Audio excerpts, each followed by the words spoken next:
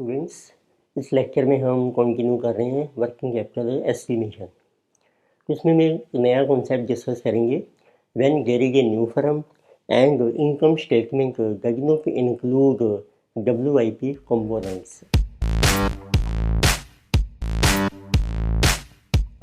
तो देखते हैं इसमें क्या क्या स्टेप्स आपको फॉलो करनी है। इट मीन्स आपको मेंशन किया है कि नई फर्म है and income statement does not include components of WIP। तो सबसे पहले आप देखिए, जब एक नई फर्म है there will be no opening stock. तो in case of a new firm first of all there will be no opening stock. It means there will be no opening stock of raw material WIP of finish goods, that will be of raw material और WIP और finished goods. तो second, जब जो income statement है उसमें हमारे components और WIP हमारे इंक्लूड नहीं है, तो उसके लिए फिर आपको पहले कैलकुलेट करने हैं WIP की value. Calculate value of WIP। WIP का पीरियड हमें दिया होगा, परसेंटेज ऑफ कंप्लीशन आपको मेंशन की होगी। अब WIP के कंपोनेंट्स हैं उसमें रॉ मटेरियल यूज होगा आपका। तो you can take raw material जितनी कंजम्पशन है आपकी, इनको पीरियड आपको मेंशन किया होगा WIP।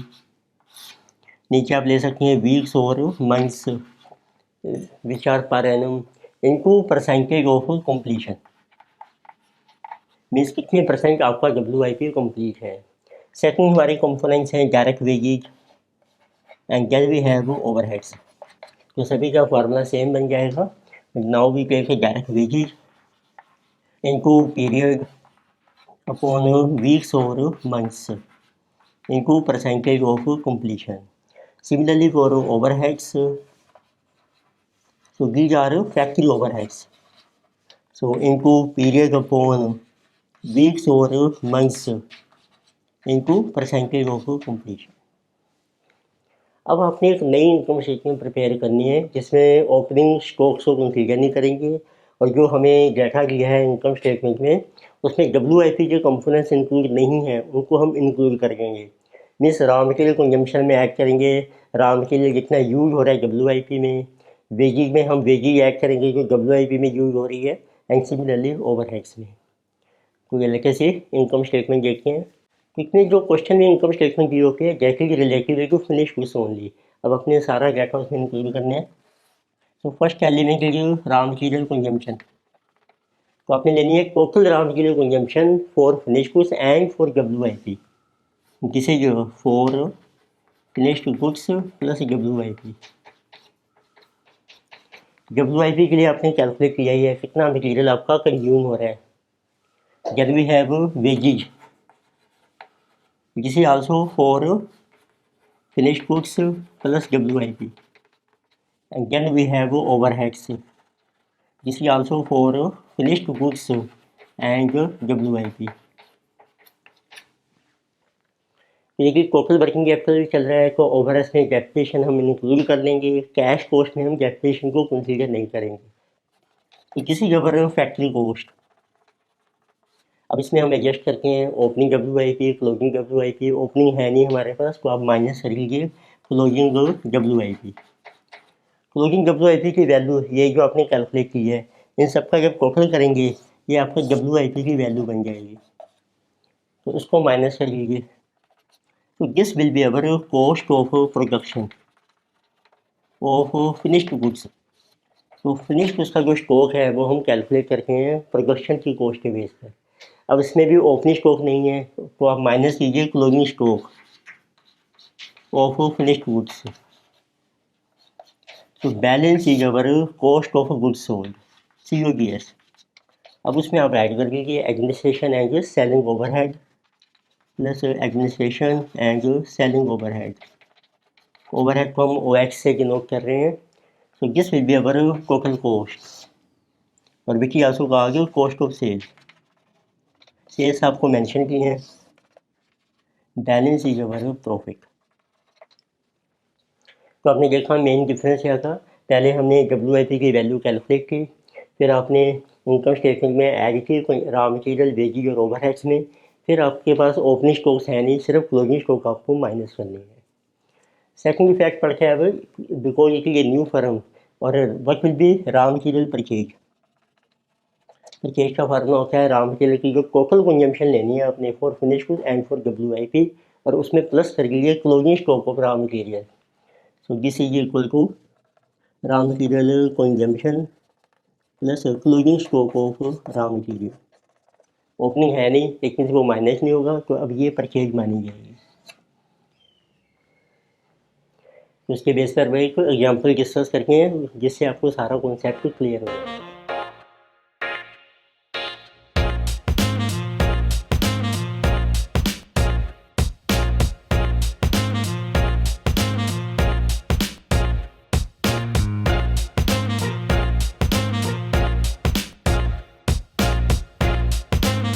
जैसे एग्जाम्पल नंबर 5, इसमें आपको मेंशन किया है ABC company has started a new project in current year.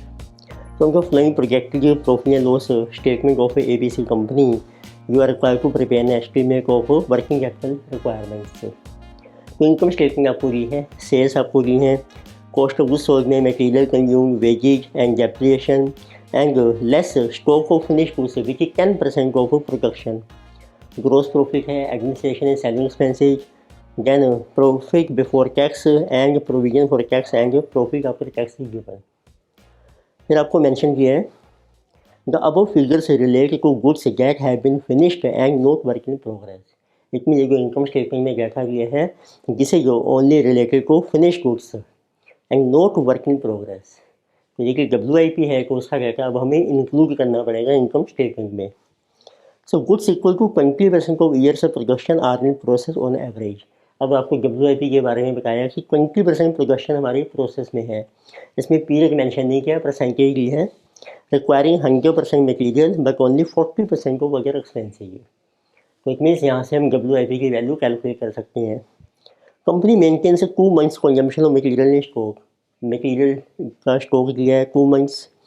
All expenses are paid 1 month in arrear. Suppliers of material extend 2 months credit. 20% को total sales are made for cash and rest at 2 months credit. 70% को tax has to be paid in advance in quarterly installments and we have to determine total working capital and working capital eight cost. तो दोनों concept हैं इसमें। तो late us सी, तो सबसे पहले हमने कैलकुलेशन करनी है WIP की। तो अभी कि WIP में आपका मटेरियल यूज़ हो रहे हैं 100% है और इसकी जो वैल्यू है जिसे 20% ऑफ प्रोडक्शन। तो मीन्स मटेरियल देखो आपको दिया है 6 लाख। इसमें पहला कंपोनेंट है हमारा रॉ मटेरियल, तो किसी की 6 लाख और WIP पीरियड की जगह परसेंटेज में दिया है 20% और मटेरियल है हमारा 100% कंप्लीट, तो जिसे कि 1,20,000। इट मीन्स इतना मटेरियल आपका यूज हो रहा है WIP में। फिर सेकंड कंपोनेंट है जिसे जो वेजेज एंड मैन्युफैक्चरिंग एक्सपेंसेज, ये कंबाइंड आपको दे रखे हैं, वेजेज एंड मैन्युफैक्चरिंग एक्सपेंसेज। तो these expenses are 3 lakhs.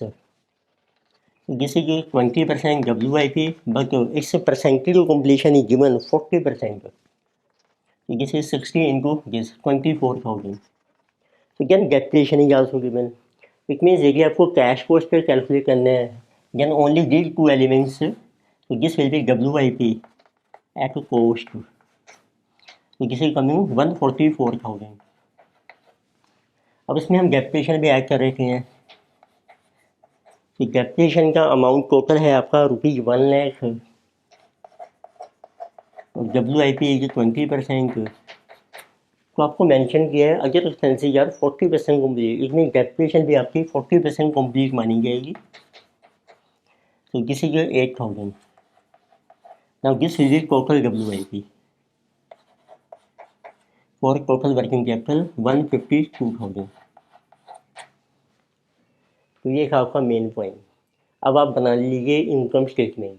तो इनकम स्टेटमेंट में देखो देखा गया है रिलेटेड टू फिनिश गुड्स, अब उसमें हम ऐड करेंगे WIP के कंपोनेंट्स अमाउंट इंक्रीज में। तो सबसे पहले देखो आपको मेंशन किया है रॉ मटेरियल कंजम्पशन, उसकी वैल्यू है 6 लाख। एक मीन 6 लाख का मटेरियल आपका यूज हो रहा है फिनिश गुड्स के लिए। इसमें आप ऐड कीजिए WIP में कितना मटेरियल यूज हो रहा है 120। इतनी जो टोटल कंजम्पशन है आपकी दिस इज 720। तो सिमिलरली वेजेज एंड जो मैन्युफैक्चरिंग एक्सपेंसेज ये आपको दिए हैं ₹3 लाख से इनकम स्टेटमेंट में, जिसे रिलेटेड टू फिनिश गुड्स से, और WIP में यूज हो रहे हैं आपके 24,000। This is 324। Then we have depreciation also. तो आप दो कॉलम बना सकते हैं, एक हम ले रहे हैं टोटल के लिए और एक हम ले रहे हैं एट कॉस्ट। तो एट कॉस्ट में 720 material is same, wages and overheads are same 324,000। Then we have depreciation. तो ये आपको मेंशन किया है 1 लाख है फिनिश गुड्स के लिए, और WIP में यूज हो रही है 8,000। तो दिस विल बी 108,000। और कैश कॉस्ट के लिए हम इसको कंसीडर नहीं करेंगे। So this is our factory cost. So this total factory cost 720 plus 324 plus 108, so 11,52,000। Then cash cost में 720 प्लस 324 1044। अब इसमें से माइनस कीजिए आपको क्लोजिंग WIP। WIP आपने देखो कैलकुलेट किया है, टोटल है 152, at cost it is 144। Then we get balance is cost of production. तो ये आपका माइनस हो रहा है WIP क्लोजिंग। So cost of production is 10 lakhs and this one is 9 lakh। अब इसमें से आपको लेस करने हैं closing stock of finish goods. Then we have closing stock of finish goods. तो इसका भी आपको ना पीरियड मेंशन नहीं किया है, इनकम स्टेटमेंट ही मेंशन किया है आपको 10% ऑफ प्रोडक्शन। तो जितनी प्रोडक्शन है उसका लेना है आपको 10%। तो मीन्स इसका पीरियड नहीं है, इसको सेपरेटली कैलकुलेट नहीं करना पड़ेगा। 10% को 10 लाख 1 लाख, और 9 लाख का 10% है 90,000।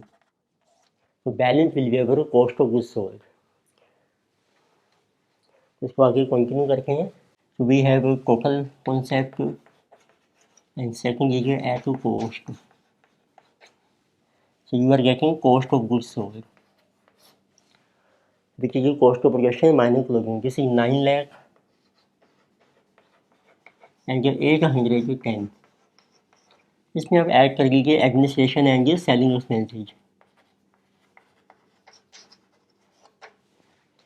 तो एडमिनिस्ट्रेशन एंड सेलिंग ओवरहेड्स आपको मेंशन किए हैं। So these are given to be 120 administration है, 72 हमारे सेलिंग है, total 192। So this is your cost of sale. ये टोटल आ गई आपकी, and this is at cost है at cash cost. So this is 1092, this is 1002। फिर आपको सेल्स मेंशन की हैं, बैलेंस आपका प्रॉफिट आ जाएगा। सेल्स आपको दी हैं 15 लाख। तो इस केस में कैश कॉस्ट में हमें सिर्फ कॉस्ट ऑफ सेल चाहिए, cost which is this one. Sales का कोई यूज नहीं है, सेल्स आपकी हैं 15 लाख। प्रॉफिट आ जाएगा, जिससे प्रॉफिट बिफोर टैक्स, उसकी भी हमें ज़रूरत नहीं है, और उसमें से टैक्स लेस करेंगे तो प्रॉफिट आफ्टर टैक्स बन जाएगा। ये इनकम स्टेटमेंट मेनली हम बनाते हैं to calculate different values of raw material, cost of production, factory cost, so as to find out our current assets. अब हम कैलकुलेट करेंगे working capital. Now let's prepare statement of working capital. We have two concepts. Number 1 total working capital, यानी कि जो working capital है at cost. So first we have current assets. इसमें सबसे पहले आता है स्टॉक ऑफ रॉ मटेरियल। तो वो आपको मेंशन किया है, company maintains 2 months consumption of material in stock. Consumption आगे की मटेरियल की आपकी total, so but is stock of raw material. So consumption है 720 total from income statement raw material, और इसका पीरियड है 2/12। So this is 120। फिर आपका आता है स्टॉक ऑफ WIP। ये हमने कैलकुलेट किया ही है, इनकम स्टेटमेंट में हमने माइनस किया था क्लोजिंग WIP जिस यू कैन सी टोटल के लिए था हमारी value 152 and cash cost equal to 144। फिर हमने इनकम स्टेटमेंट में ही कैलकुलेट किया था स्टॉक ऑफ फिनिश गुड्स। ये आपको मेंशन किया था 10% of cost of production. Total के केस में फिनिश गुड्स का स्टॉक है 1 लाख रुपीज़ और कैश कॉस्ट में है आपका 90,000। Again we have a debtors. Debtors में आपको ध्यान रखना है टोटल के लिए हम लेंगे सेल्स के ऊपर और कैश कॉस्ट में हम लेंगे कैश कॉस्ट और सेल्स के बेस पर। डेटर्स में देखिए मेंशन किया है 20% हमारी कैश सेल है, सो इसमें 80% क्रेडिट सेल एंड उसका पीरियड है 2 मंथ्स क्रेडिट। लेकर से डेटर्स से टोटल 15 लाख, 80% कीजिए पहले क्रेडिट सेल और उसका पीरियड है 2 मंथ्स। यानी कैश कॉस्ट ऑफ सेल 1002, जिसे कि क्रेडिट सेल 80% पीरियड है 2/12, तो जैसे कि 15 लाख इंटू 80% इंटू 2/12, सो जैसे कि 2 लैक्स। तो सेकंड केस में है 10,02,000 इंटू 80% इंटू 2/12, जिसे 133,600। तो डिफरेंस है कि वर्किंग कैपिटल कॉस्ट में डेटर्स में हमारी डेप्रिसिएशन इंक्लूड नहीं होगी और प्रॉफिट एलिमेंट हमारा इंक्लूड नहीं है। फिर आपको मेंशन किया है all expenses paid 1 month in arrear, it mean कोई प्री पेड नहीं है। एक आपको दिया कि प्रोविजन फॉर टैक्स है आपका 1 lakh and 70% tax has to be paid in advance in quarterly installment है। तो जब आप टोटल वर्किंग कैपिटल कैलकुलेट कर रहे हैं, टोटल में हम प्रॉफिट भी कंसीडर कर रहे हैं, सेल्स में, डेटर्स में, तो इट मीन्स हमने टैक्स को भी कंसीडर करना है। But when we determine working capital like cost, then profit is not considered. So therefore tax is also not considered. तो टोटल के लिए आप ऐड कीजिए तो टैक्स पेड इन एडवांस आपको मेंशन किया है प्रोविजन फॉर टैक्सेशन है 1 lakh, 70% of tax is paid in advance in quarterly installment है। तो 70% हम एडवांस में पे कर चुके हैं, तो दैट इज 70,000। तो this will B total current assets. Cost में हम टैक्स को कंसीडर नहीं करेंगे। तो टैक्स पेड इन एडवांस आपको देखो मेंशन किए हैं 70% is paid in advance in quarterly installment. Total provision आपको दिया है 1 लाख, तो उसका 70% 70,000 हमने ऐड कर दिया है करंट एसेट में। But when we determine working capital cost, इसमें टैक्स हम कंसीडर नहीं करेंगे। तो now you get your total value of current assets. उनका टोटल करके हैं, so this is your total current assets, किसी 120 plus 152,000 plus 1 lakh plus 2,70,000, total लीजिए 642,000। सेकंड केस में है 1,20,000 प्लस 1,44,000 प्लस 90,000 प्लस 133,600, जिसे 487,600। अब आपको कैलकुलेशन करनी है करंट लायबिलिटीज़ की। उसमें सबसे पहले आते हैं क्रेडिटर्स। क्रेडिटर्स के लिए आप कैलकुलेट कीजिए बल्कि purchase of raw material. Purchase of raw material में आएगा देखो जितनी कंजम्पशन है मटेरियल की प्लस जो क्लोजिंग स्टॉक है। क्लोजिंग स्टॉक हमने कैलकुलेट किया है 120। तो इसमें से first letters calculate what is purchase of raw material. तो किसी जो raw material consumption plus closing stock of raw material.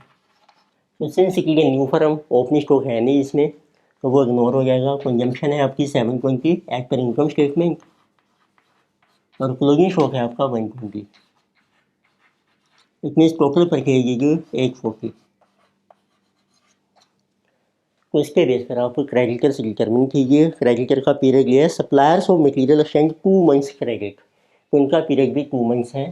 So creditors 840 into 2/12, जिसे कमी 840 डिवाइडेड बाई 6, 1,40,000।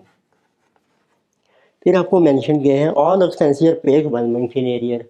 जितने भी एक्सपेंसेस हैं सभी हम पे कर रहे हैं आफ्टर 1 मंथ। तो पहले टोटल एक्सपेंसेस कैलकुलेट कर लेते हैं। Let us see total expenses. तो total expenses will include wages and manufacturing expense plus administration and selling expenses. तो हम टोटली कर लेते हैं because all the expenses are paid 1 month in arrear. तो वेजेस देखो आपको मेंशन किए हैं from income statement, total is 324,000 administration and selling expenses total है आपके 1,92,000. तो फिर total expenses are coming 324 plus 192, जिसे 516,000. अब आप कैलकुलेट कर सकते हैं व्हाट आर आउटस्टैंडिंग एक्सपेंसेस. उसका पीरियड है 1 month, so expenses are 516,000 into 1/12, जिसे ये 43,000. फिर आपको देखो एक प्रोविजन फॉर टैक्स भी मेंशन किया है. This will be taken as current liability when we determine total working capital. So can you consider provision for tax? This is our total current liabilities. So now we can determine what is working capital requirement. So this is our working capital requirement. That is current assets minus current liabilities. So total में है 642 minus 140 minus 143. तो this is 359 होगी. Second case में है 487,600 minus 183,000, इसी 304,600. तो ये है आपका टोटल वर्किंग कैपिटल, जिसमें टैक्स भी कंसीडर हो रहा है. एंड दैट इज सेकंड है वर्किंग कैपिटल कॉस्ट, जिसमें हम डेप्रिसिएशन कंसीडर नहीं करते हैं और आपने प्रॉफिट एलिमेंट कंसीडर नहीं करना है फॉर कैलकुलेशन ऑफ डेटर्स. जिस वजह यूनिक क्वेश्चन इसमें हमारा मेन कॉन्सेप्ट था कि जो WIP का डाटा है that is not included in income statement. ये बहुत ही अच्छा क्वेश्चन है, इसको आप ध्यान से समझ लीजिए. कुछ लेक्चर में हमने डिस्कस किया है कोई unique question on the basis of our working capital estimation. तो फर्दर एग्जाम्पल्स हम कंटिन्यू करेंगे नेक्स्ट लेक्चर में. Thank you.